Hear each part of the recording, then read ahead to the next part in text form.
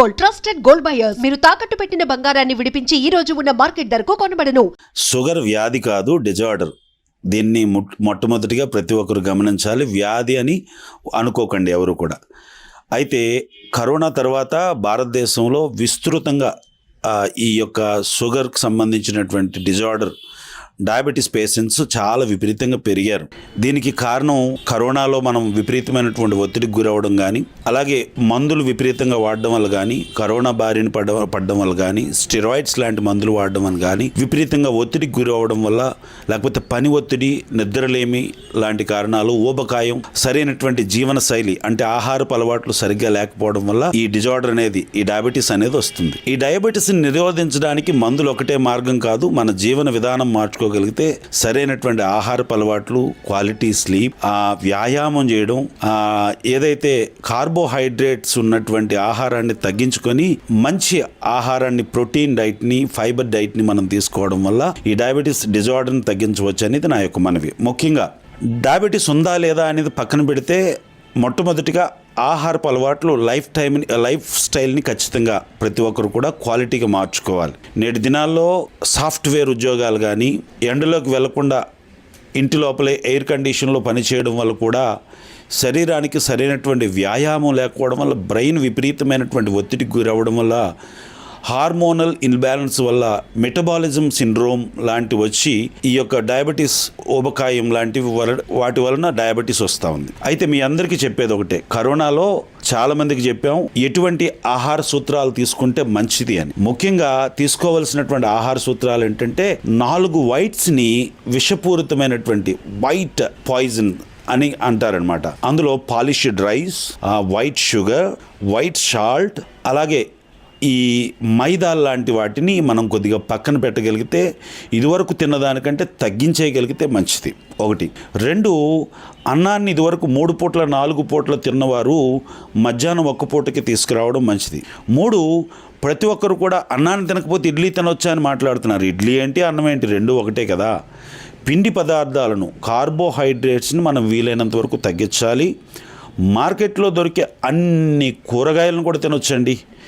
Even చిలకడ దుంపల గురించి ఒక టాపిక్ వచ్చింది ఇంతకుముందు, చిలకడ దుంపలు తినకూడదా అని. ఈజీగా నెలలో 4 సార్లు చిలకడ దుంపలు తిన్నా పర్వాలేదు, ఉడకబెట్టుకొని చక్కగా తినండి. అది కూడా ఏదైనా ఒకవేళ కార్బోహైడ్రేట్స్, పిండి పదార్థం తినాల్సి వస్తే పగలు మాత్రమే తినండి, రాత్రులు తినొద్దనేది నా యొక్క మనవి. మార్కెట్లో దొరికే ఆకుకూరలు అన్నీ కూడా సలాడ్ లాగా చేసుకొని తినడం, కిచిడీ లాగా చేసుకొని తినడం చాలా మంచిది. బోర్ కొట్టకుండా రోజు చపాతీ, చుక్కా రోటీ కాకుండా రోజుకొక మంచిదాన్ని మారుస్తూ మంచి ఆహార పదార్థాలను, ప్రోటీన్ డైట్ని తీసుకోండి. ప్రతి ఒక్కరు కూడా తేలికగా, చవకగా దొరికే ప్రోటీన్, మంచి ప్రోటీన్ ఇచ్చే ఆహారం ఏదైనా ఉందంటే అది గుడ్డు. ప్రతిరోజు కూడా ప్రతి ఒక్కరు కూడా పొద్దున్న విధిగా మంచినీళ్ళు ఒక 1/2 లీటర్ తాగిన తర్వాత, వ్యాయామం చేసిన తర్వాత 2 గుడ్లను ప్రతి ఒక్కరు తినండి. అదే బ్రేక్ఫాస్ట్ కింద సరిపెట్టుకొని మధ్యాహ్నం వరకు దాన్ని బ్యాలెన్స్ చేసుకోగలిగితే డయాబెటీస్ మీరు మందులు వాడకుండానే దానంతట అధిక కింద తగ్గిపోతుంది. అంతేకాకుండా ఆకుకూరలు, కూరగాయలు, గ్రీన్ లీఫీ వెజిటేబుల్స్ని బాగా జ్యూసులాగా చేసుకొని, సూప్స్ లాగా చేసుకొని, జ్యూసెస్ లాగా చేసుకొని తాగొచ్చు. ప్రతి ఒక్కరికి తెలియచేసే మరొక మనం ఏంటంటే, ప్రతి ఒక్కరు కూడా ప్రతిరోజు వ్యాయామం అయిన తర్వాత అవకాశం ఉన్నటువంటి ప్రతి ఒక్కరూ, ఫ్యామిలీలో 4 ఉన్నారనుకోండి, ఒక 4 గ్లాసులు జ్యూస్ వచ్చేటట్టుగా, ఒక బూడిద గుమ్మడికాయ ఒక ముక్క, ఆనపకాయ, అలాగే క్యారెట్, బీట్రూట్ లాంటివి జ్యూస్ లాగా చేసుకొని 4 గ్లాసులు ఇంట్లో వారు 4 తాగగలిగితే డయాబెటీస్ మందులు వాడకుండానే తగ్గిపోతుంది. అలాగే మీ దైనందినటువంటి జీవితంలో ఖచ్చితంగా క్వాలిటీ స్లీప్ మాత్రం, నిద్ర మాత్రం కంపల్సరీ. ఒక మాట మీ అందరికీ తెలియజేస్తూ ఉన్నాను, డయాబెటీస్ ఉన్నవారు ప్రతి ఒక్కరు గమనించండి. మీరు ఆ రోజు రాత్రి నిద్రపోకుండా షుగర్ చెక్ చేయండి, అది 100ల మీదకి వెళ్ళిపోద్ది. సరైన నిద్రపోండి, మీరు ఏ ట్యాబ్లెట్ వాడకుండానే డయాబెటీస్ కిందకు వస్తుంది. కాబట్టి ప్రతి ఒక్కరు కూడా ఆరోగ్యవంతమైనటువంటి ఆహారాన్ని, వ్యాయామాన్ని, క్వాలిటీ స్లీప్ని ఖచ్చితంగా ప్రతి ఒక్కరూ చేయగలిగితే మందులు లేకుండానే డయాబెటీస్ని మనం తగ్గించుకోవచ్చు. ఒకవేళ రెసిస్టెన్స్ డయాబెటీస్ లాంటివి, టైప్ 2 డయాబెటీస్ లాంటివి ఉన్నవారు ఖచ్చితంగా ఆయా మందులను వాడుతూ తగు సూత్రాలను కనుక్కోగలిగితే, తరచుగా మీరు మంచి లైఫ్ స్టైల్ మీరు కానీ అలవాటు చేసుకోగలిగితే, రాను రాను మీ దగ్గర ఉన్నటువంటి ట్యాబ్లెట్ల సంఖ్య తగ్గిపోయి నెమ్మదిగా మీకున్నటువంటి ఈ యొక్క డయాబెటీస్ తగ్గిపోతుంది. మీరు ఈ ఆరోగ్య సూత్రాలు పాటిస్తే సరిపోతుంది. మరొక విషయం. ఎవరైతే డయాబెటీస్తో బాధపడుతున్నారో వారు 10% మీ బరువులోంచి, ఉదాహరణకు మీ యొక్క 70 కేజీలు బరువు ఉంటే 7 కేజీలు మీరు తగ్గగలిగితే మీరు ఏ మందులు వాడకుండానే డయాబెటీస్ మీ కంట్రోల్లోకి వస్తుంది. ఈ విషయాన్ని గమనించి ప్రతి ఒక్కరూ ఆరోగ్యంగా ఉండవలసిందిగా మనం చేస్తూ ఉన్నాం. సార్, ఇప్పుడు ప్రజెంట్ జనరేషన్లో ప్రతి ఒక్కరు కూడా బిజీ లైఫ్ సార్. సో మీరు చెప్పినట్టు ఇంట్లో వండుకోలేక తినకపోయినా అవుట్ సైడ్ ఫుడ్స్, జంక్ ఫుడ్స్కి ఎక్కువగా అలవాటు పడుతుంటారు. అంటే చిన్నవాళ్ళ దగ్గర నుంచి పెద్దవాళ్ళ దగ్గర. సో ఇలా అవుట్ సైడ్ ఫుడ్స్ తిన్న వాళ్ళు ఏమైనా డయాబెటీస్ లాంటిది వచ్చే అవకాశం ఉంటుందా సార్? ఎస్, నేనేమంటున్నానంటే బయట వ్యాపారాలు చేసుకునే వారిని తప్పు పట్టాలని నేను మాట్లాడటం లేదు. కోవిడ్ తర్వాత ఆరోగ్య సూత్రాలు పెరిగాయనే కంటే బయట భోజనాన్ని, బయట ఫాస్ట్ ఫుడ్స్ని, బయట రెస్టారెంట్స్లో భోజనం చేయడం అనేది ఫ్యామిలీస్ ఎందుకు అలవాటు చేసుకున్నారు. అది ఫ్యామిలీలో బిజీ లైఫ్ కావచ్చు, వండలేనటువంటి పరిస్థితులు కావచ్చు, భార్యాభర్తలు ఇద్దరూ పనికి వెళ్ళడం, ఇంట్లో వాళ్ళందరూ ఉద్యోగానికి వెళ్ళడం వల్ల కావచ్చు. నేనేమంటున్నానంటే వీలైనంత వరకు బయట దొరికే ఫాస్ట్ ఫుడ్స్ని, ప్రాసెస్డ్ ఫుడ్ని మనం అవాయిడ్ చేయడం మంచిది. లైక్ ఈ పానీపూరీలు, ఈ పకోడీలు లాంటివి, ఈ యొక్క ఏవైతే ఈ పిజ్జా, ఈ నూడిల్స్ లాంటివి, ఈ బ్రెడ్తో తయారు చేసే ప్రాసెస్డ్ ఫుడ్, ఈ డైరీ ప్రొడక్ట్స్, ఈ బేకరీ ప్రొడక్ట్స్ని, మిల్క్ ప్రొడక్ట్స్ని కూడా బయట నుంచి తీసుకోకపోవడం మంచిది. కేక్స్ లాంటివి ఇవన్నీ కూడా అత్యంత ప్రమాదకరం. KFC కూడా ప్రమాదకరమే అంటున్నాను, సారీ నన్ను క్షమించాలి. అప్పుడప్పుడు తినడం తప్పులేదు, కానీ రెగ్యులర్గా అవి తీసుకోవడం వల్ల మీకు ఎంతో కొంత ఆయిల్ సంబంధించినటువంటి సమస్యలు మీకు వస్తాయి. ఎందుకంటే వారు ఆయిల్లో ఎప్పటికప్పుడు మార్చరు కదా, వారు వ్యాపారం చేసుకుంటారు, దాంట్లోనే పదే దాన్ని ఉడికించడం, వేపడం లాంటివి చేస్తూ ఉంటారు. కాబట్టి ఆ ఆయిల్ మరిగి మీకు ప్రాణాంతకంగా ఉంటుంది. అంతేకాకుండా అధిక టేస్ట్ గురించి కొన్ని కెమికల్స్ని, కొన్ని యాడెడ్ కలర్స్ని, అంతేకాకుండా ఈ టేస్టింగ్ సాల్ట్స్ లాంటివి యాడ్ చేస్తారు. కాబట్టి వాటి వలన ఊబకాయం వస్తుంది, పొట్ట పెరుగుతుంది, మలబద్ధకం వస్తుంది, ఆరోగ్య సమస్యలు వస్తాయి, హార్మోనల్ బ్యాలెన్స్ వస్తాయి. ఇవన్నీ దేనికి కారణం తెలుసా? డయాబెటీస్ని పెరిగించడానికి కారణమవుతాయి. కాబట్టి బయట దొరికే భోజనాలని వీలైనంత వరకు అవాయిడ్ చేయడం మంచిది. ఒకవేళ బయట తినాల్సి వస్తే ప్రాసెస్డ్ ఫుడ్ కాకుండా ఆరోగ్యవంతంగా మీ ఎదురుగా వండినటువంటి ఆరోగ్యవంతమైనటువంటి ఆయిల్ తక్కువ ఉన్నటువంటి, కార్బోహైడ్రేట్స్ తక్కువ ఉన్నటువంటి ఆహారాన్ని తీసుకోగలిగితే మంచిది. Thank you. డాక్టర్ గారు, అంటే డయాబెటీస్ అనేది అంత పూర్వమే ఉందా ఆయుర్వేదంలో చెప్పడానికి? మీకు ఒక విషయం చెప్తే ఆశ్చర్యపోతారమ్మా. డయాబెటీస్ ఇప్పుడు వచ్చింది కాదు, ఆయుర్వేదంలో పేరు మారింది. దీనికి పేరు మారింది తప్ప రోగం ఒకటే. ఆయుర్వేదంలో ప్రమేహ రోగం, ముఖ్యంగా మధుమేహం, అంటే 20 రకాల ప్రమేహాలని సరిగా ట్రీట్మెంట్ చేయకపోతే, అంటే సరైన సమయంలో ట్రీట్మెంట్ చేయకపోతే అది మధుమేహం కింద మారుతుందని ఆయుర్వేదంలో చెప్పారు. సో మనకి చరిత్రలో, మనకి పురాణాలలో కనుక చూస్తే ఒక రకంగా, అంటే ఇది ఒక వర్షన్ ఉంది, అది నిజమా కాదా నాకు కూడా తెలియదు. విఘ్నేశ్వరుడు, వినాయకుడు, the first person who detected as obese diabetes. So అందుకనే అతనికి బిల్వపత్రము, తర్వాత బిల్వపత్ర పూజ అనేది చేస్తుంటారు ఎక్కువ. తర్వాత దర్భ, గరిక. సో వీటన్నిట్లలో ప్రమేహాన్ని తగ్గించే గుణాలు ఉన్నాయన్నమాట. తర్వాత వెలగపండు, కపిత్త జంబూ ఫలసార భక్షితం, ఉమాసుతం శోక వినాశకరకం అన్నారు కదా. సో ఇక్కడ శోకము అంటే రోగం, అంటే శోకము అంటే మనకు దుఃఖం కాదు, మనకి రోగానికి ఒక పర్యాయ పదము శోకం అన్నమాట. సో ఆ పరంగా చూస్తే కపిత్త జంబూఫల సారభక్షితం, ఈ రెండింటిని ఎక్కువగా ఇష్టపడి తినేవాడు. ఎందుకు? జంబూఫలం అంటే నేరేడు పండు. రీసెంట్గా కూడా, అంటే మనకి దాదాపు ఒక 20 సంవత్సరాల నుండి కూడా సైంటిఫిక్గా మనకి నేరేడు పండు అనేది షుగర్ని తగ్గిస్తుందని చాలామందికి తెలుసు. తర్వాత కపిత్త, వెలగపండు గుజ్జు, తర్వాత వెలగపండు ఆకు రసంలో కూడా షుగర్ని తగ్గించే ఔషధ గుణాలు ఉన్నాయని రీసెంట్ రీసెర్చ్లు చాలా చెప్పినాయి. కానీ వాడుకలో తక్కువగా ఉంది. వాడుకలో ఎక్కువగా ఉన్నది ఏంటిది? జంబూఫలం, అంటే నేరేడు గింజల చూర్ణం అన్నమాట. ముఖ్యంగా ఇది డయాబెటీస్లో షుగర్ లెవెల్స్ ఎక్కువగా ఉండడంతో పాటు అతిమూత్రము అంటారు కదా. సో ఫ్రీక్వెంట్ యూరినేషన్ ఉండి షుగర్ లెవెల్స్ ఎక్కువగా ఉండే వాళ్ళలో నేరేడు గింజల యొక్క పొడి ప్రతిరోజు ఉదయం 1 టీ స్పూన్, మధ్యాహ్నం 1 టీ స్పూన్, రాత్రి 1 టీ స్పూన్, తినేకంటే ఒక అర్ధగంట ముందు కనుక తీసుకుంటే అతిమూత్రం చాలా అద్భుతంగా తగ్గుతుంది. ఇది నేను చెప్పింది కాదు, ఇది అనుభవపూర్వకంగా మన పూర్వీకులు చెప్పింది, ప్లస్ మన గ్రంథాల్లో నిక్షిప్తం చేయబడింది. సో అంత అద్భుతమైనది. ఇంకొకటి నేరేడు, ఆ నేరేడు యొక్క ఈ గింజల చూర్ణమే కాకుండా దాని యొక్క బెరడు పొడిని కూడా వాడతారనమాట కొంతమంది. సో ఆ బెరడు పొడి కూడా ఈ షుగర్ని కంట్రోల్ చేసే యాక్టివిటీ ఉంది. అందుకని ఏంటంటే మనకి చరిత్రలో, మనకి పురాణాలలో ఒబేస్ డయాబెటిక్ మన విఘ్నేశ్వరుడు అనమాట. సో మనకి పురాణాలు అందుకనే మనకి ఎక్కువగా పూజలో వాడే వింశతి పత్రాలు అంటారు కదా. వింశతి పత్రాలు మనకి వింశతి పత్ర పూజ మనకు వినాయక చవితి నాడు మనం చేస్తుంటాం. దాంట్లో అర్జున పత్రము, దతుర పత్రము, బిల్వ పత్రము, తర్వాత అర్కపత్రం అని, నిర్గుండి, వేప, ఇలాంటివన్నీ కూడా మనకు చెప్పారనమాట. సో ఇది పెద్ద టాపిక్, దానికి ఒక్కొక్క దానికి ఒక్కొక్క ఇంపార్టెన్స్ ఉంది. అది మనం తర్వాత చెప్పుకోవచ్చు. మనం ఎక్కువగా ఇప్పుడు చూడాల్సింది ఏంటంటే మీరు అడిగారు కదా, ఫాస్టింగ్ బ్లడ్ షుగర్ లెవెల్స్ ఎక్కువ ఉన్న వాళ్ళలో ఏం చేయాలి మరి కదా. సో అలోపతి పరంగా చూస్తే దీనికి రకరకాల కారణాలు వాళ్ళు చెప్తారు. ఎందుకంటే రాత్రిపూట ఎక్కువగా కార్బోహైడ్రేట్స్ ఎక్కువగా ఉండే ఆహార పదార్థాలు తీసుకోవడము, లేదంటే డాన్ ఫినామినా, తర్వాత సోమ్గాయ్ ఫినామినా అని 2 రకాలు చెప్పారు. అది డీటెయిల్గా నేను పోను వాటికి. కానీ ఆయుర్వేద పరంగా ఏం చెప్పారంటే ఒక రకమైన అజీర్ణము దీనికి కారణము అని ఆయుర్వేదంలో చెప్పారనమాట. ఫాస్టింగ్ బ్లడ్ షుగర్ లెవెల్ పెరగడానికి. ఓకే, మనకి ఆయుర్వేదంలో 4 రకాల అజీర్ణాలు చెప్పారు. అంటే డైజెషన్, అంటే మెటబాలిజంకి సంబంధించిన వ్యాధులని అజీర్ణ వ్యాధులు అంటారనమాట. సో దాంట్లో ఆమాజీర్ణము, విదగ్ధాజీర్ణము, విష్టబ్దాజీర్ణము, రసశేషాజీర్ణము అని చెప్పారనమాట.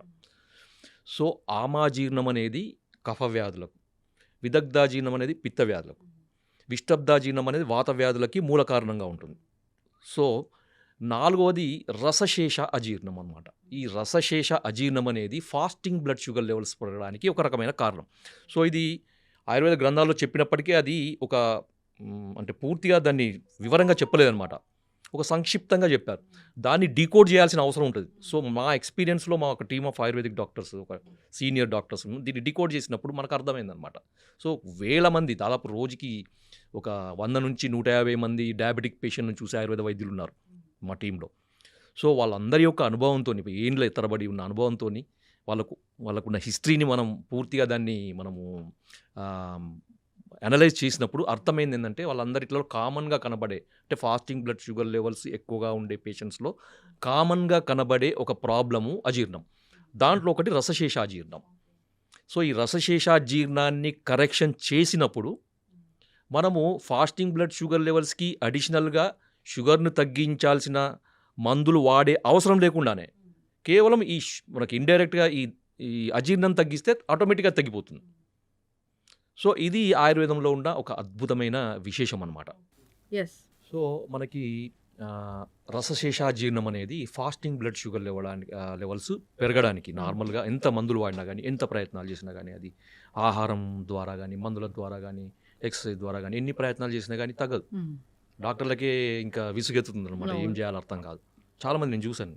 సో వాళ్ళ దగ్గర నుంచి ఎటువంటి రెస్పాన్స్ రాక ఆయుర్వేదానికి వచ్చే పేషెంట్స్ చాలామంది ఉంటారు. సార్ మాకు అంతా బాగానే ఉంది, మేము మందులు వాడుతున్నాం, పోస్ట్ లంచ్ బాగానే ఉంది, ఇంత అన్ని బాగానే ఉంటాయి, కానీ ఫాస్టింగ్ బ్లడ్ షుగర్స్ తగ్గకపోవడం వల్ల మాకు దాని యొక్క దుష్ప్రభావాలు కనబడుతున్నాయి సార్. కొంతమందికి 160, 170 వరకు ఉంటాయి. ఎందుకంటే ఫాస్టింగ్ బ్లడ్ షుగర్ లెవెల్స్ 100 వరకు ఉంటే సేఫ్, 125 వరకు ఉంటే మోడరేట్ సేఫ్, 100 ఉంటే పూర్తి సేఫ్, 125 వరకు ఉంటే ఇంకా మోడరేట్ సేఫ్ అనమాట. అది దాటిందంటే ఏంటంటే ఇంకా సేఫ్లో ఉన్నట్టు కాదు. మనం పోస్ట్ లంచ్ ఎంత నార్మల్ ఉన్నప్పటికీ మనకి ఫాస్టింగ్ కూడా అంతే నార్మల్ ఉండాలన్నమాట. కొంతమందికి 170, 180, 200 ఉండే వాళ్ళని కూడా చూసాం. అలాంటి వాళ్ళకి ఈ అజీర్ణానికి ఇచ్చే ట్రీట్మెంట్ వల్ల మనకి అద్భుతమైన ఫలితాలు. సో సార్ మరి మీరు ఇవన్నీ చెప్తున్నారు కదా, మరి మాకు టిప్పు చెప్పలేను సార్, ఇంతసేపు మాకు ఊరిస్తున్నారు, వెయిట్ చేస్తున్నారు కదా. అంటే ఏం లేదమ్మా, దీనికి ఏం చేయండి అంటే దీన్ని పెప్పర్ మిల్క్ అంటారు. పెప్పర్ మిల్క్ మీకు ఈజీ అర్థం కావడానికి, మిరియాల పాలు. అరే మిరియాల పాలా సార్, ఏంటి మీరు అది ఏం చెప్తున్నారు సార్, ఏంటిది? అందరికీ తెలుసు మిరియాల పాలు అంటే పాలలో మిరియాలు వేసుకుని తాగడం, మిరియాల పొడి వేసుకుని తాగడం సార్. కానీ దానికి ఒక పద్ధతి ఉంటుంది కదా. మామూలుగా ఏదో దగ్గు వచ్చింది, జలుబు వచ్చింది, మిరియాలలో వేసుకుంటా, అది కాదు. మీరు ఏం చేయాలంటే ముందుగా మార్కెట్ నుంచి మిరియాలు తీసుకురండి. ఎందుకంటే దాన్ని మిరియాలని శుద్ధి చేయాలి. శుద్ధి చేయకుండా మందులకు వాడుకోవద్దు. మీరు వంటలలో వాడుకొని మీ ఇష్టం, పర్వాలేదు. కానీ మందులకు వాడేటప్పుడు, అంటే దీని కొరకు వాడుకునేటప్పుడు శుద్ధి చేయాలన్నమాట. శుద్ధి ఎందుకంటే 2 రకాల కారణాలు. ఒకటేమో దాంట్లో అడల్ట్రేషన్స్, ఉమ్. మిరియాలలో మనకి ఈ పుప్పొడి గింజలు కూడా కలుపుతారు అనమాట. అవును. సో వాటిని తీసేయడానికి. రెండవది ఆ మిరియాలలో ఉండే తీక్ష్ణత్వం అంటారు అన్నమాట. అది దాంట్లో ఒక ఎనర్జీ, హై ఎనర్జీని మనకి నార్మలైజ్ చేయడానికి. కొంతమందికి విదాహి అంటే మంట అదే అంత వస్తుంది కదా, అదంతా నార్మలైజ్ చేయడానికి. దీనికి ఏం చేయాలంటే మార్కెట్ నుంచి తీసుకొచ్చిన మిరియాలను మంచిగా చెరిగి దాంట్లో పొట్టు అదంతా తీసేసి పళ్ళు చెట్టి మజ్జిగ, 1 లీటర్ మజ్జిగ తీసుకొని దాంట్లో ఒక 1/2 కేజీ, మనం మార్కెట్ తీసుకుంటున్న 1/2 కేజీ అంతా 1 లీటర్ మజ్జిగలో ఈ 1/2 కేజీ మిరియాలను వేసి రాత్రంతా ఉంచాలి. ఉదయం లేచేసరికి ఏమవుతుందంటే మనకి ఆ చచ్చులు కానీ తర్వాత నాపాలు కానీ అవన్నీ కూడా మనకి పైకి తేలుతాయి అన్నమాట. సో మంచి పుష్టికరమైనవి, తర్వాత ఔషధ గుణాలు అన్నీ కూడా కిందికి బాటంలో సెటిల్ అవుతాయి. మీరు వాటన్నిటిని మొత్తం పైనుంచి తీసేసి ఆ మజ్జిగను కూడా తీసేసి ఆ కింద ఉన్న మిరియాలను మంచిగా తీసి వాటిని వేడి నీళ్ళలో కడగండి. కొంచెం గోరువెచ్చని, మరీ వేడి కాదు, కొంచెం గోరువెచ్చని నీళ్ళలో కడిగేసి ఏం చేయండి అంటే ఆరబెట్టాలన్నమాట. పూర్తిగా దాంట్లో ఉండే మాయిశ్చర్ అంతా పోయే వరకు ఆరబెట్టేసి కంటైనర్లో వేసుకోండి. వేసుకొని ప్రతిరోజు కూడా 1 కప్పు ఆవు పాలు, తర్వాత 1 కప్పు నీళ్లు, లేదు అంటే 1 అరకప్పు పాలు, తర్వాత 1 అరకప్పు నీళ్లు, దాంట్లో 1 పావు టీ స్పూను మిరియాలను ఇప్పుడు మనం చేసుకున్నాం శుద్ధి చేసుకున్నాయి దాన్ని నలగొట్టాలన్నమాట. పూర్తిగా పొడి చేయొద్దు, మిక్సీలో వేసి తొందరగా కావాలని దాన్ని పొడి చేయొద్దు అనమాట. జస్ట్ అంటే బ్రూయిజ్ అంటారు కదా, దంచేసి ఆ పాలలో వేసి మనం ఎంతైతే నీళ్లు పోసినామో అంటే అది 1/2 కప్పు కానీ 1 కప్పు కానీ పూర్తిగా ఎగిరిపోయే వరకు, పాలు మాత్రమే మిగిలే వరకు, ఓకే, దాన్ని మరిగిచ్చేసి వడపోసుకొని గోరువెచ్చగా ఉండేటప్పుడు, లేదంటే మనం తాగగలిగేంత వేడి ఉన్నప్పుడు తాగండి. ఇది ఎప్పుడు చేయాలంటే ప్రతిరోజు ఉదయం ఎంప్టీ స్టమక్లో చేయాలి. సో కొంతమందిని నేను చూసాను, అంటే నాకు ఫీడ్బ్యాక్స్ వచ్చినాయి, తర్వాత రిపోర్ట్స్ కూడా చూపిస్తాను. సో 3 రోజులలోనే, అంటే కొంతమంది సంవత్సరాల తరబడి ప్రయత్నాలు చేసినా తగ్గని ఫాస్టింగ్ బ్లడ్ షుగర్ 3 డేస్లోనే తగ్గిపోయిందని నాకు ఫోన్లో వచ్చినాయి, రిపోర్ట్స్ కూడా పంపించినాయి. నేనే ఆశ్చర్యపోయాను. సో ఇంత అది ఉంటుందా అని. కొంతమందికి 1 వారం రోజులు, కొంతమంది 10 రోజులు. అంటే ఈ అలోపతి మెడిసిన్స్ కంటే ఫాస్ట్గా కూడా మనకి ఫాస్టింగ్ బ్లడ్ షుగర్ లెవెల్స్ తగ్గుతాయి. అంటే ఇంకొకటి ఏంటంటే అందరు అడుగుతారు, సార్ మరి ఇది తీసుకున్నప్పుడు అలోపతి మెడిసిన్ బంద్ చేయాలా? లేదు, అది వాడుకుంటూ, అది వాడినా కానీ తగ్గని పరిస్థితులు ఉన్నప్పుడు మాత్రమే ఇది అడిషనల్గా వాడండి. కానీ పూర్తిగా అది మానేసి వాడకూడదు. బాగా చెప్పారు డాక్టర్ గారు. చాలా మంది అయితే అవి మానేయండి వాడండి అంటారు, అవి మానేయండి అలోపతి మందులు మానేయండి అనగానే సో కాంప్లికేషన్స్ వచ్చి ఇబ్బంది పడిన సందర్భాలు మనం చాలా ఉంటాయి. అంటే ఒక డేంజర్ పరిస్థితి. ఎందుకంటే మనకి ఇప్పుడు చూడండి, సింపుల్, ఇప్పుడు ఒక మనకి స్టేటస్, మనకి బాడీలో ఒక సమతుల్యత అనేది మందుల వల్ల ఇట్లా మెయింటైన్ అయింది. ఒక 3 పిల్లర్స్ ఉన్నాయి అనుకోండి, 3 మెడిసిన్స్ మీద సపోర్ట్ మీద ఉంది మనది. సో ఆ 3 మెడిసిన్స్ ఒకటిసారి తీస్తే ఏమవుతుంది? ఒకటిసారి కొలాప్స్ అవుతుంది. దానికి ఏంటంటే మనకి ఒక మెడిసిన్ తీసేయండి, మనకు ఆయుర్వేదిక్ మెడిసిన్ సపోర్ట్ ఇవ్వండి స్లోగా. ఆయుర్వేదిక్ మెడిసిన్ సపోర్ట్ స్ట్రాంగ్ అయ్యే వరకు అలోపతి మెడిసిన్ ఉంచండి, తర్వాత దాన్ని తీసేయండి. సో దాని తర్వాత ఇంకొక మెడిసిన్ తీయండి. వైద్యులు చెప్తా ఉంటారు అట్లా. సో ఇలాంటి మెడిసిన్ వాడుకోవచ్చు. దీనివల్ల ఎటువంటి నష్టం ఉండదు. ఎందుకంటే ఇది పనిచేసే విధానం, అది పనిచేసే విధానం రెండు కూడా డిఫరెంట్ గానే ఉంటాయి. కాబట్టి దీనికి దానికి ఎటువంటి కాంట్రాస్ట్ ఉండదు, ఇబ్బందులు ఉండవు, ఖచ్చితంగా వాడుకోవచ్చు, ఏం ప్రాబ్లం ఉండదు. చాలా చక్కగా చెప్పారు డాక్టర్ గారు. అంటే ఇది ఎందుకు వస్తుంది అంటే రూట్ కాజ్ చాలా చక్కగా చెప్పారు. మరి దాన్ని కరెక్ట్ చేయాలంటే టిప్స్ ఉన్నాయి. సో అది ఫుడ్డే. ఇప్పుడు మిరియాల పాలు అంటే ఆ పాలను ఎట్లా తయారు చేసుకోవాలనేది కూడా చాలా చక్కగా చెప్పారు. ఆ మిరియాలు తెచ్చుకోవాలి, మజ్జిగలో నానబెట్టుకోవాలి, సో పైన తేలినంత తీసేయాలి, మజ్జిగను కూడా పడేయాలి, వీటిని పొడిలాగా చేయాలి, అప్పుడు వేడి నీళ్ళలో కడిగి పొడిలాగా చేసుకొని ఆరిన తర్వాత పూర్తిగా ఎండిన తర్వాత బాగా డ్రై అయ్యాక, లేదంటే ఫంగస్ వస్తుంది. అవును, బాగా డ్రై చేసుకొని ఆ పొడి వాడుకుంటే సరిపోతుంది. చాలా మంచి సింపుల్. ఎందుకంటే మనకి రసశేషాజీర్ణాన్ని తగ్గించగలిగే ఔషధ విలువలు ఉన్నది మనకి ఈ మిరియాలు అనమాట. మిరియాల పాలు, అది ఆయుర్వేద గ్రంథాల్లో ఉంది. పెప్పర్ మిల్క్ అంటారా? Pepper milk. సో ఇది ఎట్లా చెప్పారంటే ఇది రసధాతువుని సరైన క్రమంలో సరిగ్గా తయారయ్యేటట్టు చేస్తుంది అని ఆయుర్వేద గ్రంథాల్లో చెప్పారనమాట. అంటే రసధాతువు అజీర్ణము అంటే మెటబాలిజం, రసధాతు యొక్క మెటబాలిజం సరిగా కానప్పుడే అది ఫాస్టింగ్ బ్లడ్ షుగర్ పెరగడానికి కారణమవుతుంది. ఇది చాలా సైంటిఫిక్గా చాలా ఎక్స్ప్లెయిన్ చేయొచ్చు. ఇంకొకటి తర్వాత సార్ ఇంకా కొంచెం వీటికి అడిషనల్గా ఇంకేమైనా మెడిసిన్స్ ఉంటాయా? ఇది కాకుండా ఇంకా ఉంటాయి అంటే ఉంటాయి. సో దాంట్లో మనకి ఈ అజీర్ణానికి సంబంధించిన మందులు ఆయుర్వేదంలో చాలా ఉన్నాయి, చాలా అంటే చాలా ఉన్నాయి. అదొక పెద్ద చాప్టరే మనకి ఆయుర్వేదంలో చాలా ఎక్స్ప్లెనేషన్ చెప్పినాడు. ఎందుకంటే సకల రోగాలకి మూల కారణము అజీర్ణమే. అశీతివాత రోగాలకి విష్టబ్దాజీర్ణం అని చెప్పాం కదా. సో వాత రోగాలకి విష్టబ్దాజీర్ణం. సో పిత్త రోగాలకి 40 రకాల పిత్త రోగాలకి విదగ్ధాజీర్ణము, 20 రకాల కఫ రోగాలకి ఆమాజీర్ణము అని. సో ఇది అజీర్ణం అనేది పెద్ద చాప్టర్, దానికి రకరకాల మందులు ఉన్నాయి. ఇప్పుడు మనకి రసశేషాజీర్ణం కానీ ఇతర రకాల అజీర్ణాలు కానీ వాటికి ఒక అద్భుతమైన ఆయుర్వేదంలో మనకి బసవరాజ్యం అనే గ్రంథంలో ఒక మంచి మందు చెప్పారు.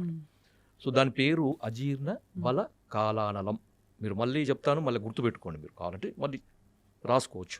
అజీర్ణ బల కాలానలం. సో ఇది మేము కొంతమంది పేషెంట్లకి అడిషనల్గా ఇచ్చి మంచి రిజల్ట్స్. అంటే మేము షుగర్ ఉన్నప్పుడు షుగర్ని తగ్గించే మందులు వాడం మేము ఎక్కువగా. సో దానికి మూల కారణమైంది ఏ అజీర్ణం అనేది పనిచేస్తుంది అక్కడ, ఆ పేషెంట్లో ఏ అజీర్ణం ఉంటుంది అనేది అనలైజ్ చేసి దానికి తగ్గట్టు ట్రీట్మెంట్ ఇస్తే ఆటోమేటిక్గా షుగర్ లెవెల్స్ తగ్గుతాయి. అడిషనల్ మందులు వాడాల్సిన అవసరం లేకుండా నార్మల్ ఉంటుంది అనమాట. సో ఇది కాన్సెప్ట్ అనమాట ఆయుర్వేదంలో. అంతే తప్ప షుగర్ పెరిగింది, షుగర్ని తగ్గించే మందులు వాడండి, ఇది ఎప్పుడు లైఫ్ లాంగ్ ఇట్లా ఉంటుంది. ఈ షుగర్ తగ్గడానికి ఆయుర్వేదం మందులు ఎందుకు, అలోపతి మందులు కూడా ఉన్నాయి కదా, ఇన్సులిన్ కూడా ఉంది కదా. చక్కటి ఇన్ఫర్మేషన్ డాక్టర్ గారు. ఇబ్బంది పడుతున్న వాళ్ళు కాంటాక్ట్ చేయాలని కోరుకున్నామండి. సో అంతేకాదు దీన్ని వాడుకోవచ్చు, చాలా వెరీ సింపుల్. ఇది ఈ పెప్పర్ మిల్క్ తయారు చేసి తీసుకోవడం కూడా ప్రతిరోజు తీసుకున్నారు. డయాబెటీస్ ఉందా లేదా, ఫాస్టింగ్ బ్లడ్ షుగర్ పెరిగిందా అది కాదు, ఎట్లయినా మామూలుగా కూడా తీసుకోవచ్చు. మామూలుగా నాన్ డయాబెటిక్ వాళ్ళు కూడా తీసుకోవచ్చు. దీంట్లో ప్రాబ్లమ్ లేదు, షుగర్ ఉన్న వాళ్ళే తీసుకోవాలని ఏం లేదు. అవును, ఇది జీర్ణానికి సంబంధించిన ఇష్యూని క్లియర్ చేస్తుంది కాబట్టి. చక్కటి. షుగర్ చాలా పెద్ద సమస్యగా మారిపోతుంది. చిన్నపిల్లల నుంచి పెద్దవాళ్ళ వరకు చాలా మందిలో చూస్తున్నాం. ఆహార రీత్యా కొంతమందికి వస్తే, జెనెటిక్స్ పరంగా కొంతమందికి, ఏదేమైతేనేంటి అందరిలో ఈ సమస్య అయితే ఎక్కువగా. ఇంట్లో 4 ఉంటే 2కి ఈ సమస్య చూస్తూనే ఉన్నాం. ఒకవేళ షుగర్ని రివర్స్ చేయాలి అంటే గనక అవకాశం ఉందంటారా? ఉంటే గనక ఆ టిప్స్ ఏంటో తెలియజేయండి. సో ఇప్పుడు డయాబెటీస్ వచ్చింది, లేకపోతే బీపీ వచ్చింది, థైరాయిడ్ వచ్చింది, లేకపోతే వాట్ ఎవర్, ఇదివరకు మనం విన్నది ఏంటి అని అంటే ఒక్కసారి వస్తే లైఫ్ లాంగ్ అది తగ్గడానికి ఆస్కారం లేదు. సో మనం ఏం చేయొచ్చు, కంట్రోల్లో పెట్టుకోవాలి. సో డ్రగ్స్, అదే మన మెడిసిన్ తీసుకుంటాము రెగ్యులర్గా, ఆపకుండా తీసుకుంటే కంట్రోల్లో ఉంటుంది కాబట్టి భయపడాల్సిన అవసరం లేదని చెప్పారు. అయిపోయింది, అది అక్కడతో అయిపోయింది. బట్ ఇప్పుడు రీసెంట్ అంటే చాలా ఇయర్స్ నుంచి మనకి తెలిసిందే ఏంటి అని అంటే వీటన్నిటిని కూడా మనం రివర్స్ బ్యాక్ చేసుకోవచ్చు. కాకపోతే ఆ పద్ధతి తెలియక, చాలా మంది అవేర్నెస్ లేక ఇంకా అదే భయంతో ఇప్పటికీ ఉన్నారు. అంటే ఒక్కసారి వస్తే తగ్గదు, మనం ఖచ్చితంగా టాబ్లెట్స్ మీద బ్రతకాలి లైఫ్ లాంగ్. సగం ఆ థాటే ఇంకా అనారోగ్యం తీసుకొస్తుంది అనమాట. సో అసలైన నిజం ఏంటి అని అంటే డయాబెటీస్ని కూడా మనం రివర్స్ చేసుకోవచ్చు ఖచ్చితంగా. అంటే నేను చెప్తుంది రివర్స్ అంటే పూర్తిగా డయాబెటీస్ అసలు లేకుండానే మనం ఫర్దర్గా మనం జీవించవచ్చు, మన లైఫ్ లీడ్ చేయొచ్చు. అవకాశం ఖచ్చితంగా ఉంది. అంటే ఆరోగ్య సూత్రాలు పాటించడం వల్లనే. ఏంటండి మరి అవి? సో మెయిన్గా ఇప్పుడు డయాబెటీస్ రావడానికి కారణం ఒకటి ఇన్సులిన్ రెసిస్టెన్స్. సరే, ఇన్సులిన్ రెసిస్టెన్స్ అంటే ఏం లేదండి, ఇప్పుడు మనం ఎక్కువసార్లు తీసుకుంటాం, డే మొత్తంలో ఎక్కువసార్లు తినడం, లేదా ఏదైనా మధ్యలో గ్యాప్స్లో మళ్ళీ ఇప్పుడు లంచ్, డిన్నర్, పొద్దున్న బ్రేక్ఫాస్ట్కి మధ్యలో మళ్ళీ ఏదైనా టీ, ఏదో కాఫీ అలవాటు ఉంటుంది, లేదంటే ఇంకేదైనా స్నాక్స్ తింటాం. ఇలాంటి అలవాటు ఎక్కువ అయిపోయి ఏంటి అని అంటే మనం ఏది తిన్నా ఏది తాగినా, అంటే వాటర్ తప్పిస్తే మిగిలిన ఏం తీసుకున్నా మన బాడీలో ఇన్సులిన్ ప్రొడక్షన్ జరుగుతుంది. సో టైప్ 2 డయాబెటీస్ అంటాం ఏంటి, ఇన్సులిన్ ప్రొడక్షన్ ఉంటుంది మన బాడీలో, జనరేట్ అవుతుంది, కానీ ఆ కణాలు సరిగ్గా ఇన్సులిన్ని యూజ్ చేసుకోలేకపోతున్నాయి. దాన్ని టైప్ 2 డయాబెటీస్ కింద పరిగణిస్తున్నారు. ఒకవేళ ఇన్సులిన్ ప్రొడక్షనే లేదు బాడీలో, మన ప్యాంక్రియాస్ సరిగ్గా పనిచేయట్లేదు, అందులో ఐలెట్స్ ఆఫ్ లాంగర్హాన్స్ అని ఒక కణాలు ఉంటాయి, దాని నుంచే మనకి ఇన్సులిన్ వస్తుంది. సో ఇన్సులిన్ సరిగ్గా ప్రొడక్షన్ లేదు అని అంటే అది టైప్ 1 కింద మనం పరిగణిస్తున్నాం. చిన్నపిల్లల్లో కూడా టైప్ 1 అది చూడొచ్చు. సో ఇప్పుడు ఇన్సులిన్ ప్రొడక్షన్ జరిగి మనం తిన్న ప్రతిసారి మన గ్లూకోజ్ లెవెల్స్ ఏదైతే ఉందో అది మేనేజ్ చేయడానికి ఇన్సులిన్ ప్రొడక్షన్ జరిగి, అంటే స్పైక్ అయ్యి అది కంట్రోల్ తీసుకొచ్చి మళ్ళీ అది ఇన్సులిన్ తగ్గి ఆ స్పైక్ తగ్గి మళ్ళీ మనం తింటున్నాం, మళ్ళీ పెరుగుతుంది కదా. ఇలా అస్తమానం పెరిగి తగ్గడం వల్ల మన బాడీ అలవాటు పడిపోతుంది ఆ ఇన్సులిన్, సెట్ అయిన ఇన్సులిన్ లెవెల్కి. సో ఇన్సులిన్ రెసిస్టెన్స్ వచ్చేస్తే ఏమవుద్ది, ఇదే గ్లూకోజ్ని, అంటే రోజువారీ తినే సేమ్ అదే మోతాదు ఒక గ్లూకోజ్ని మనకి ఇప్పుడు మెటబలైజ్ చేయాలి అని అంటే ఇన్సులిన్ ఈ మోతాదుకి మించి ఇంకా ఎక్స్ట్రా ప్రొడక్షన్ జరగాల్సి వస్తుంటుంది అనమాట. అంటే ఈ లెవెల్కి అది కంట్రోల్కి రావట్లేదు, దాన్నే ఇన్సులిన్ రెసిస్టెన్స్ అంటున్నాం. సో మనం చేయాల్సిన పని ఏంటి అంటే ఇన్సులిన్ రెసిస్టెంట్ తగ్గించి ఇన్సులిన్ సెన్సిటివిటీ మనం పెంచుకోవాలి ఒకటి. తర్వాత ఆహారంలో చిన్న మార్పులే, అంటే ఇప్పుడు డయాబెటీస్ మనం ఇది చేయాలి అని అంటే సరే ఏముంది రైస్ మానేయండి అని చెప్తారు, అంతే కదా, మాకు చాలా ఇబ్బంది మేము చేయలేము అని అంటారు. అలా ఏం కాదు, కొన్ని పద్ధతులు ఉన్నాయి, నేను చెప్తాను ఇప్పుడు ఖచ్చితంగా. అది పాటిస్తే ఏకంగా డయాబెటీస్ చక్కగా కంట్రోలే కాకుండా రాబోయే రోజులు అంటే మీకు ఫస్ట్ 3 months 4 months కంట్రోల్ తెచ్చుకుంటారు. ఆ పైనుంచి మనకి టార్గెట్ ఏంటి అని అంటే మనం వాడుతున్న మెడిసిన్ నెమ్మదిగా డోస్ తగ్గించుకోగలగాలి. అంటే తగ్గించగలగాలంటే ఆటోమేటిక్గా మనకి లెవెల్స్ తగ్గితే యాజ్ ఏ మీ డాక్టర్ కానీ మేము కానీ తగ్గించగలుగుతాం కదా. తగ్గించిన తర్వాత దీన్ని పూర్తిగా రివర్స్ బ్యాక్ చేసుకొని నార్మల్ లైఫ్ అంటే ఆ ఫుడ్ని తీసుకుంటూ చక్కగా మనం ఎలాంటి ట్రీట్మెంట్ అంటే ఈ డ్రగ్స్ తీసుకోకుండా ఉండడం. మళ్ళీ అది తగ్గిపోయిన తర్వాత మళ్ళీ పంచదార తినేస్తాం, మైదా పిండి తినేస్తాం, గోధుమ పిండి తినేస్తాం, లేకపోతే ప్రాసెస్డ్ ఫుడ్ తినేస్తాం. అంటే అసలు అదే మెయిన్ ప్రాబ్లం. అంటే high saturated fats, high carbohydrates ఉండడం వల్లనే మనకు వస్తుంది. ఇది వరకు వాళ్ళకి అంటే మన పెద్దలకి అప్పట్లో ఎందుకు రాలేదంటే వాళ్ళు ఇవేం తీసుకోలేదు కాబట్టి వాళ్ళకి రాలేదు. సో మనం అది ఫుడ్డే ఇది ఫుడ్డే కదా, ఏదో నార్మల్ లైఫ్ అంటే తగ్గిన తర్వాత మళ్ళీ తినేయొచ్చు అన్న వాళ్ళకి ఇది ఆన్సర్ చెప్తున్నా. సో అది కాదు. నార్మల్గా మీరు రైస్ తీసుకోవచ్చు, రైస్ పూర్తిగా మానే అవసరం లేదు, కాకపోతే రైస్తో పాటు కొన్ని తీసుకోవాల్సి ఉన్నాయి. సో చూడండి సింపుల్ టెక్నిక్, హై కార్బోహైడ్రేట్స్ తీసుకోకూడదు, హై కాంప్లెక్స్ కార్బోహైడ్రేట్స్ తీసుకోకూడదు, తర్వాత హై సాచురేటెడ్ ఫ్యాట్స్ తీసుకోకూడదు. సో ఇవి తప్పిస్తే మరి మిగిలిన ఆప్షన్ ఏంటి? కొంతమంది ఇక్కడ ఏం చేస్తారంటే కార్బోహైడ్రేట్స్ తీసుకోకూడదు అన్నారు కాబట్టి పూర్తిగా కార్బోహైడ్రేట్స్ని తగ్గించేస్తున్నారు. అంటే నో కార్బోహైడ్రేట్ ఫుడ్ అంటారు, అలా వెళ్ళిపోతున్నారు, కీటో డైట్స్ అని. అలా వద్దు. అలా అయితే ఏమవుతుందంటే మనకి ఇన్ని సంవత్సరాలు లేదా ఇన్ని జనరేషన్స్గా మనకి బాడీకి కార్బోహైడ్రేట్స్ అలవాటు, సో దాని డైజెషన్ అలవాటు. సో అక్కడి నుంచి మళ్ళీ అది బ్రేక్ డౌన్ అయ్యి గ్లూకోజ్ కింద మనకి కన్వర్ట్ అవుతుంది, మనకి శక్తిని ఇస్తుంది, బాగుంది. మీరు తినడం మానేస్తే ఒకటి మీకు కూడా బాడీకి అది కొత్తది ఏంటంటే కార్బోహైడ్రేట్స్ అసలు అది డైజెషన్ చేసే ఒక పద్ధతే మర్చిపోద్ది మన బాడీ. సో రేపు పొద్దున్న నార్మల్ సింపుల్గా కార్బోహైడ్రేట్స్ తీసుకున్నా దానికి చాలా కష్టపడాల్సి వస్తుంది. అండ్ ఈవెన్ ఒకవేళ జెనెటికల్గా నెక్స్ట్ జనరేషన్స్ పాస్ ఆన్ అయింది అనుకోండి, అది ఇంకా ఇబ్బందిగా. అంటే నార్మల్ అన్నమే మనం అరాయించుకోలేకపోవచ్చు, లేకపోతే నార్మల్ సమోసానే ఎంజాయ్ చేయలేకపోవచ్చు మనం. సో అట్లా సో సరే ఓకే, హై కార్బ్స్ అంటే తెలుసు, ఈ రైస్ నార్మల్గా అవి తీసుకునేవి. ఈ రైసు తర్వాత ఈ మైదా గోధుమ పిండి ఇవన్నీ తినమని చెప్తుంటారు, అంటే రైస్ని తగ్గించి మైదా గోధుమ పిండి తినమని అంటారు కదా. సో అది కూడా రిఫైన్డ్ తీసుకుంటే, పంచదార లేకపోతే గోధుమ పిండి ఇవన్నీ రిఫైన్డ్ ఫ్లోర్ బయట కొని తెచ్చుకుంటే అది కూడా మళ్ళీ మనకు ప్రాబ్లమే. సో మనం మిల్లులో వెళ్ళి ఆడించుకుందాం, అంటే డైరెక్ట్గా వెళ్ళి మనం గోధుమలు అలాగా గోధుమలు, దానికి జొన్నలు యాడ్ చేయొచ్చు, రాగులు యాడ్ చేయొచ్చు, సోళ్ళు అంటాం కదా, సో అలా రాగి మాల్ట్లో తీసుకునే రాగులు అవన్నీ యాడ్ చేసి దాంతో మనం రొట్టిలానో లేకపోతే మిల్లెట్స్ ఏమైనా దానికి యాడ్ చేసి, కినోవా అని ఇప్పుడు వస్తుంది, సరే అంత అఫోర్డ్ చేయలేదు అన్న వాళ్ళకి పోనీ మనకి ఏమంటారు సామెలు, అరికిలు, గంటలు అలాంటివన్నీ తక్కువ రేట్కే వస్తుంటాయి కదా, అలాంటివి ఇంక్లూడ్ చేసుకోవచ్చు. పూర్తిగా రైస్ మానేమని నేను చెప్పట్లేదు, రైస్తో పాటు ఇది తీసుకోండి. సరే ఇదంతా కాదులేండి, ఓన్లీ రైస్ నాకు కర్రీ మాత్రమే అలవాటు ఉంది, పోనీ ఇంకేదైనా సింపుల్గా చెప్పండి అని అంటే ఉంది ఒక పద్ధతి. మనకి ఇప్పుడు ఇన్సులిన్ రెసిస్టెన్స్ అని మాట్లాడుకున్నామే, HbA1c మీ అందరికీ తెలుసు, 3 నెలల యావరేజ్ తీస్తే మనకి ఎంత ఉంది అనే దాని మీద మన డయాబెటీస్ ఉందా లేదా, కంట్రోల్లో ఉందా లేదా అని తెలుస్తుంది. సో దాన్ని మనం కంట్రోల్ పెట్టడానికే కదా ఇప్పుడు అన్నీ చెప్తున్నాం. మన ఇన్సులిన్ వాడాలన్నా లేకపోతే ఈ మెట్ఫార్మిన్ మన డయాబెటీస్ డ్రగ్స్ వాడాలంటే కూడా మనకు అలానే దేవుడు కూడా ఇచ్చిన ఆహారంలో ఈ పని చేసే ఉంది. ఏంటి అని అంటే ఒకటి కీరా దోసకాయలు, తర్వాత పంకిన్ సీడ్స్ గుమ్మడి గింజలు, తర్వాత పాలకూర. వీటిలో ఏంటంటే పాలకూరలో తర్వాత పంకిన్ సీడ్స్లో వైటమిన్ E ఉంటుంది, అది మీ HbA1cని చక్కగా కంట్రోల్ తీసుకొస్తుంది. అండ్ ఇప్పుడు చెప్పిన ఆహార పదార్థాల్లో మీకు ఇన్సులిన్ రెసిస్టెన్స్ని తగ్గించి సెన్సిటివిటీని పెంచే ఉండే.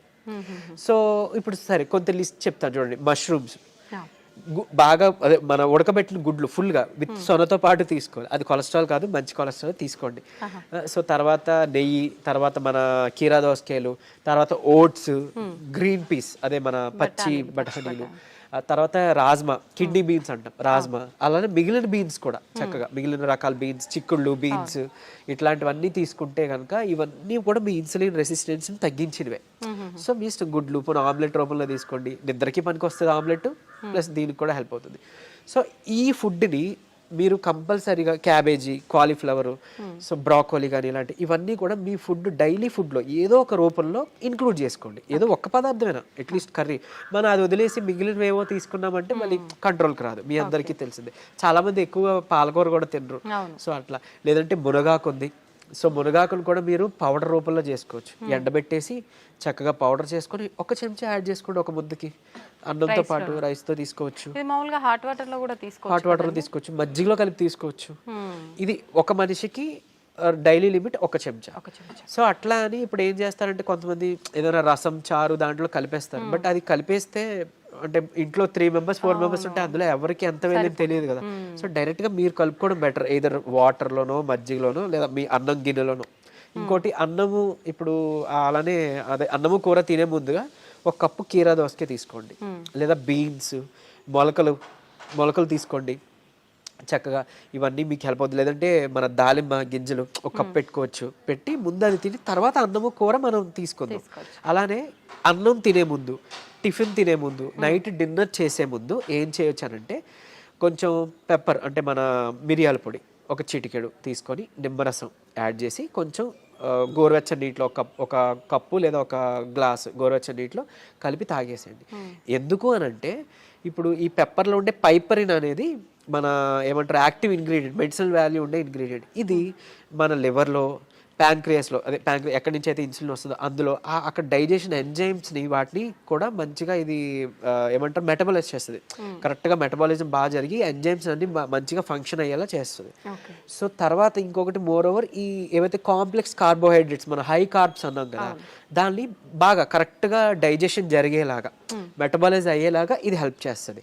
అండ్ ఈవెన్ మన పోషకాలు ఏవైతే ఉన్నాయో ఆకుకూరలోనో లేకపోతే మనం తీసుకునే ఫుడ్లోనో అవి మనం వంట పట్టడం అంటాం కదా, మన అబ్జార్ప్షన్, అవి అబ్జార్బ్ చేయడానికి ఈ ఈ పెప్పర్ మన మిరియాలు పొడి చాలా బాగా హెల్ప్ చేస్తుంది. సో ఈ రూపంలో తీసుకున్నారనుకోండి, మీరు తిన్న తర్వాత పెరిగే షుగర్ లెవెల్స్ కంట్రోల్కి వస్తాయి. అండ్ ఈవెన్ మనకి లోపల ఫంక్షనింగ్ బాగా మెరుగుపడుతుంది. ఇకపోతే డయాబెటీస్ రివర్సల్ గురించి వద్దాం. సో నేను ఇప్పుడు చెప్పింది 3 to 4 months చేస్తే ఖచ్చితంగా మీ షుగర్ లెవెల్స్లో చాలా వరకు మీకు తగ్గడం మీరే గమనించుకుంటారు. మీరు ఇంత అద్భుతంగా పనిచేస్తుందా అని అంటారు. ఎందుకనంటే చాలా మందికి ఒకటి ఉండిపోయింది సైకలాజికల్గా, అంటే drugs like what ever medicine మాత్రమే మెడిసిన్, ఫుడ్ అంటే జస్ట్ ఆహారం మాత్రమే. అసలు కాదు. మీకు గుర్తుంటుంటే ఎప్పుడైనా మీ నాన్నమ్మలు అమ్మమ్మలు మీకు ఎప్పుడైనా పొట్టనొప్పి వచ్చింది అని అంటే ఏదైనా వాము కొంచెం సాల్ట్ కలిపిస్తే వెంటనే తగ్గడం మనం గమనించి ఉంటాం. లేదంటే మెంతులు మింగేసి తాగేయండి వాటర్ అంటాం. అవన్నీ ఎందుకు పనిచేస్తున్నాయి? ఇప్పుడు యాంటాసిడ్స్ ఏవో వెళ్ళి పరగడుపుల మాత్రలు మనం పైకి వెళ్ళి తెచ్చుకొని వేసుకుంటున్నాం. అవేం అవసరం లేకుండా వాళ్ళు బతికారు కదా. ఎలా బతికారు? ఇలానే. ఇవన్నీ ఫుడ్డే మెడిసిన్. మనకు ఒక మెడికల్ షాప్ ఉంది. ఎగ్జాక్ట్లీ. మనకి ఏదైనా అనారోగ్యం వస్తుంటే మెడికల్ షాప్ కి మనం బయటకు వెళ్ళవద్దు, మన కిచెన్ లోకి వెళ్ళాలన్నమాట. యాక్చువల్గా పోపుల డబ్బాలే మనకి డ్రగ్ ఇది అన్నట్లు, స్టోర్ అన్నట్టు. సో ఖచ్చితంగా ఇది వర్క్ అవుతుంది.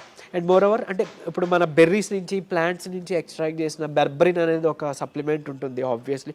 సరే అది అందరూ వాడాల్సిన అవసరం లేదు, కానీ ఒక బూస్టప్ కింద పనికి వస్తుంది. అంటే ఎలా అయితే మనకి డయాబెటీస్ని మనకి తగ్గించడానికి మెట్ఫార్మిన్ అనే ఒక మెడిసిన్ తీసుకుంటున్నాము, సేమ్ ఇది కూడా అదే పని చేస్తుంది. కానీ బట్ మెట్ఫార్మిన్తో వచ్చే వైటమిన్ B12 డెఫిషియన్సీ ఇందులో లేదు, ఈ బెర్బరిన్లో లేదు. సరే ఓకే, అవైలబుల్ ఉన్న వాళ్ళు వాడుకుంటారు, అందరూ ఇది వాడాలని రూల్ లేదు. కానీ బట్ ఈ సింపుల్ టిప్స్ పాటించండి, ఇది ఒకటి. తర్వాత ఖచ్చితంగా ఒక 5 minutes వాకింగ్ ఉంటే చాలు. 5 minutes వాకింగ్ అంటే తిన్న తర్వాత ఒక 10 నిమిషాలలో 5 minutes వాకింగ్ చేస్తే చాలు. మీ ఆఫీస్ ఏరియా, మీ బెడ్రూమ్, మీ హాల్ ఎక్కడైనా ఆయాసం రావాలి, చెమటలు పట్టాలి, ఇట్లానే వాకింగ్ చేస్తేనే మనకి వర్కౌట్ అయినట్టు అని అస్సలు కాదు. బాడీ మూమెంట్ ఉండాలి. సో అది చేసుకుంటే చాలు, డయాబెటీస్ మనకి తగ్గుతుంది. రివర్స్కి చెప్పుకున్న ఇందాక ఇంగ్రీడియంట్స్ ఉన్నాయి కదా, పంకిన్ సీడ్స్ అవ్వచ్చు, మన HbA1c కంట్రోల్ చేసి ఇన్సులిన్ సెన్సిటివిటీ పెంచేవి, ఇవి మీరు చేసుకుంటే 3 to 4 months ఖచ్చితంగా రివర్స్ అయిపోతుంది. ఇప్పుడు చాలా మంది మనం చూస్తూ ఉంటామండి, జామకాయ ఆకులు, లేత చిగుర్లు అని చెప్పి, లేదు అంటే తిప్పతీగ అని చెప్పి, ఇలాంటి కొన్ని ఆకులతో వేణిల్లో వేసి మరిగించిన వాటర్ తాగుతుంటారు షుగర్ ఉన్న వాళ్ళు. ఇది వర్క్ అవుతుంది అంటారా?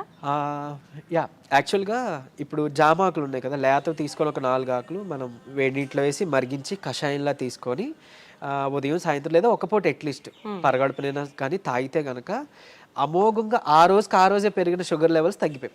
సో నేను ప్రీవియస్ వీడియోలో జామాకులు కషాయం గురించి చెప్పినప్పుడు చాలా మంది ఫోన్ చేసి అంటే ట్రై చేసి చక్కగా ఫస్ట్ నమ్మారు, ట్రై చేసి ఒక 2 daysలో వాళ్ళు ఫోన్ చేసి, సార్ అంటే మాకు 1 day 2 dayలోనే ఇంత బాగా పనిచేస్తుంది, కంటిన్యూ చేయొచ్చు అంటారా, ఎక్కువ కాలం అన్నారు. బేసిక్గా చేయొచ్చండి, చేసుకోండి అని చెప్పారు. సో ఈవెన్ అది వాళ్ళకి ఏంటంటే డయాబెటీస్ ఎక్కువ, షుగర్ లెవెల్స్ ఎక్కువ ఉండడం వల్ల కొంతమందికి నిస్సత్వ నీరసంగా ఉంటుంది కదా, దాన్ని కూడా ఇది మనకి జామాకులు బాగా హెల్ప్ అవుతుంది. జామకాయ తినొచ్చు, బొప్పాయి తినొచ్చు, అట్లనే జామాకులు కషాయం బాగా హెల్ప్ అవుతుంది, తీసుకోవచ్చు. తిప్పతీగ కూడా తీసుకోవచ్చు. బట్ తిప్పతీగ చాలా మంది తెలియక కోవిడ్ టైంలో అంటే ఇప్పుడు వైరస్ నుంచి బయటపడాలని తెలియక చాలా మంది ఓవర్ డోసెస్లో తీసుకుని వితిన్ 15 daysలో వాళ్ళ లివర్ మొత్తం డ్యామేజ్ అయ్యి ఎమర్జెన్సీ వార్డులో అడ్మిట్ అవ్వడం, చనిపోవడం జరిగింది. కానీ నేను ఇక్కడ చెప్పే ఒక ముక్క, తిప్పతీగ ప్రాబ్లం కాదు, ఓవర్ డోస్ ప్రాబ్లం. కాబట్టి తిప్పతీగని మనం ఇప్పుడు ఒకవేళ ఒక లైక్ 1 ఇంచ్ తీసుకున్నాం అనుకోండి, ఆ రూట్ ఏదైతే ఉందో దాన్ని బాగా బాయిల్ చేసి మనం దాన్ని తాగొచ్చు. దాంట్లో కొంచెం ఉసిరి పొడి యాడ్ చేయొచ్చు, లేదంటే మునగాకు యాడ్ చేసుకోవచ్చు 1/2 స్పూన్ అట్లా. ఇలాగా మనం తీసుకున్నాం అనుకోండి మనకి మంచిగా బెనిఫిటే. ఇప్పుడు అలాగని ఏంటి ఫ్లాక్ సీడ్స్ ఉన్నాయి, అవిసె గింజలు ఉన్నాయి. అవిసె గింజలు మనకి కొలెస్ట్రాల్ తగ్గిస్తుంటుంది, డయాబెటీస్ని రివర్స్ చేస్తుంది బాగా. అంటే ఒక 2 చెంచాలు మనం పౌడర్లా కానీ తయారు చేసుకొని మనం ఫ్లాక్ సీడ్స్ తీసుకుంటే, ఇదే ఫ్లాక్ సీడ్స్ గురించి ఒక పేపర్లో ఒక ఆర్టికల్ వచ్చింది. ఏంటి ఫ్లాక్ సీడ్స్ తీసుకోకూడదు, లివర్కి మంచిది కాదు, లేకపోతే ఇంకోటి ఏదో అని. కరెక్టే, ఏదైనా అతిగా తీసుకుంటే మనకి ఫుడ్ అయినా ఆబ్వియస్లీ కదా. సో అంతే, అది పట్టుకొని ఉండొద్దు. అరే ఇప్పుడు తిప్పతీగ ఏదో ప్రాబ్లం, సరే తిప్పతీగ పక్కన పెడితే అట్లీస్ట్ ఫ్లాక్ సీడ్స్, ఉసిరికాయ ఫ్లాక్ సీడ్స్, లేకపోతే మన ఏమన్నా మన పెప్పర్, సో ఇట్లాంటివి ఉన్నాయి కదా, వీటి వల్ల ఏం చేయటం జరగదు. డ్యామ్ షూర్ మంచిదే. సో లిమిట్లో తీసుకోండి. ఇంకోటి ఫ్లాక్ సీడ్స్ గురించి ఇప్పుడు మాట్లాడుకున్నాం కాబట్టి చాలా మంది తెలియక దాన్ని పౌడర్ చేసి స్టోర్ చేసుకుంటున్నారు. వద్దు, అది ఏంటి అని అంటే ఆక్సిజన్కి సెన్సిటివ్ అనమాట, ఎయిర్ సెన్సిటివ్ యాక్చువల్గా. దీన్ని మనం ఎంత ఎయిర్ టైట్ దీంట్లో స్టోర్ చేసుకున్నా, ఎంత అమోఘంగా పనిచేస్తుందో ఇది అంత చేడ్ చేస్తుంది. స్టోర్ చేస్తే ఆక్సిడైజ్డ్ అయిపోయి మనం ఎంత ఇది చేసినా అది అయిపోతుంది. సో ఫ్రెష్గా తయారు చేసుకోండి. ఒక 2 చెంచాలు చిన్న మిక్సీ గిన్నెలో మాత్రం అవుతుంది, పెద్ద మిక్సీ గిన్నెలో అవ్వదు. సో చేసుకొని మీరు బటర్ మిల్క్లో మిక్స్ చేసుకోవచ్చు. కొలెస్ట్రాల్ తగ్గుతుంది, డయాబెటీస్ రివర్సల్కి హెల్ప్ అవుతుంది. అండ్ ఈవెన్ మనకి బయట బనానా ఫ్లోర్ అని దొరుకుతుంది, అరటి దీని నుంచి తీసిన పిండి. సో అది ఆన్లైన్లో వాటిలో అవైలబుల్, దాన్ని తెచ్చుకోండి. ఒక చెంచా చక్కగా బటర్ మిల్క్ దీంట్లో మిక్స్ చేసుకోండి. ఈ ఫ్లాక్ సీడ్స్ని మిక్సీలో పౌడర్ చేసుకోండి, పరగడుపునే తాగండి. మీకు డయాబెటీస్ని కంట్రోల్ రివర్స్ చేయడానికి హెల్ప్ అవుతుంది. ఎందుకు అని అంటే రెసిస్టెన్స్ స్టార్చ్ అదన్నీ ఉంటేనే మనకి యూజువలీ చాలా ఇదనమాట. సో డయాబెటీస్ రివర్స్ చేయడంలో ఈ అరటి ఫ్లోర్ ఏదైతే ఉందో అమోఘంగా పనిచేస్తుంది. 1 చెంచా చాలు, మీరు తినే దాంట్లో ఎందులోనూ కలుపుకోవచ్చు. ఈవెన్ ఏమంటారు, మీరు తినే ఏదైనా అట్టు రొట్టెలో వేసుకోండి, లేదంటే ఇలా బటర్ మిల్క్లో మిక్స్ చేసుకోండి. ఇది ఖచ్చితంగా మీ డయాబెటీస్ రివర్సల్కి హెల్ప్ అవుతుంది. సో ఎందుకు ఇన్సులిన్ రెసిస్టెన్స్ మనకి మెయిన్గా రివర్స్ అవుతుంది కదా, అంతే. ఇదే సీక్రెట్ ఫార్ములా, ఇది నమ్మి చేయండి. నిజంగా చెప్తున్నా, మీరు ఇయర్స్ డ్రగ్స్ అది వాడాల్సిన అవసరం లేదు. అండ్ ప్రీవియస్గా ఒక వీడియోలో నేను చెప్పాను, లైక్ పరగడుపున 1 చెంచా కలబంద గుజ్జు తీసుకోండి అని. అది నేను ఎక్కడో మెడికల్ క్యాంప్కి వెళ్ళినప్పుడు ఒక ఆవిడ నా వీడియో చూశారంట, ఆవిడ కంట్రోల్ అయింది. సో మీరు ఇదివరకు వాడేవారు కదండి ట్యాబ్లెట్, ఈ నెల చాలా వరకు తగ్గింది, ఏం చేశారంటే మీ వీడియో చూసాను సార్, యాక్చువల్గా కలబంద గుజ్జు చెప్పారు, పరగడుపుని తీసుకోవడం మొదలు పెట్టాను, నాకు ట్యాబ్లెట్ తగ్గిపోయింది, సగానికి సగం డోస్ తగ్గిపోయింది. And with in next 2nd or 3rd మంత్లో ఆవిడకి పూర్తిగా నేను ఆపేశాను, ట్యాబ్లెట్ తీసుకోవాల్సిన అవసరం లేదు, ఆవిడకి డౌన్ అయిపోతుంది. సో అంత బాగా పనిచేస్తాయి మనకి దేవుడిచ్చిన ఇవన్నీ మెడిసిన్సే. సో ఇందులో చెప్పింది ఏదైనా వాడుకోండి, మీకు ఏం పని చేసిందో కమెంట్లో చెప్పండి. సో మిగిలిన వాళ్ళకి ఇన్స్పైరింగ్గా ఉంటుంది. అండ్ ఏది పని చేయలేదో లైక్ నాకు తెలిసినప్పుడు నేను సజెస్ట్ చేయగలుగుతాను మీకు ఆల్టర్నేట్గా. ఓకే, థ్యాంక్ యూ అండి, నిజంగా చాలా యూస్ఫుల్ టిప్స్ అనేది తెలియజేయడం జరిగింది. నమస్తే.